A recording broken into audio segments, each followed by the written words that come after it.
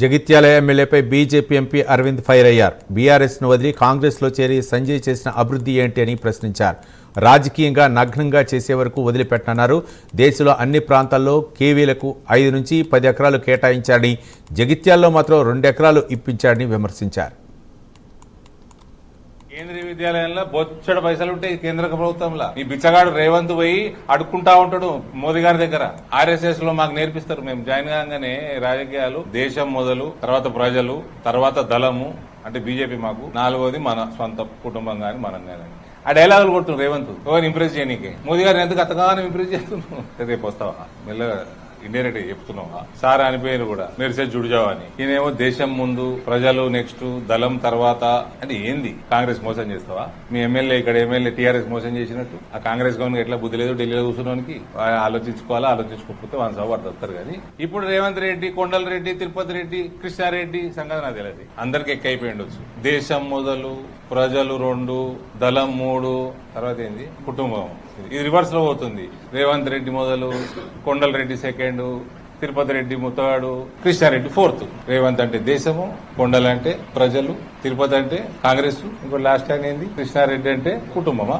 Last లో జై శ్రీకృష్ణ అంటుండు. మీ ముఖ్యమంత్రికి బుద్ధి ఉండాలి. ఆ ఉత్తమ్ కుమార్ రెడ్డి అంత లఫంగా ఇంకోటి లేడు.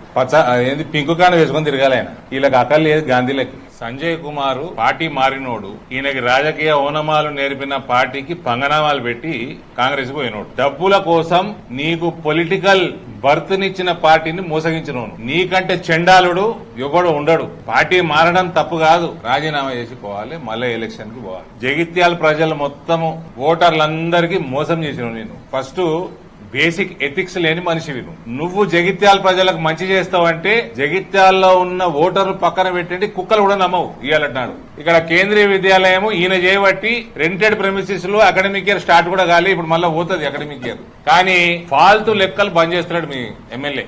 నెంబర్ 1 ఫాల్తు. నువ్వు టీఆర్ఎస్ ని ఎట్లా వదిలినావు, ఏం బీకనీకి వదిలినావు చెప్పు. ఏం బీకినావు?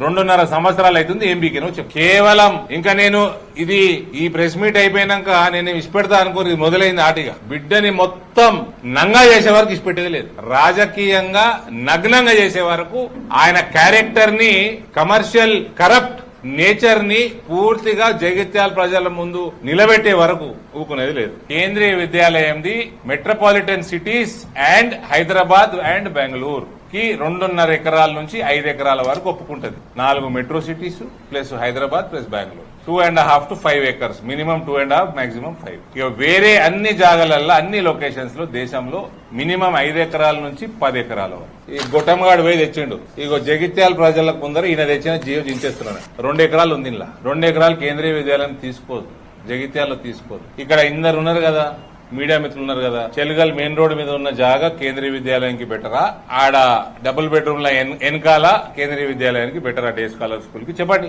ఇది కాదు అది బెటర్, పలానా కారణం వల్ల ఎవరైనా చెప్తే నేను వినదలుచుకున్నా. 200 కోట్లు శాంక్షన్ అయిపోయింది. జాగా శాంక్షన్ కాలే. జాగా నిన్న మొన్న శాంక్షన్ అయింది. 200 కోట్లు ఓడిచ్చింది నాకు జాగా. ఎవడు ఎస్టిమేట్ వేసిండు?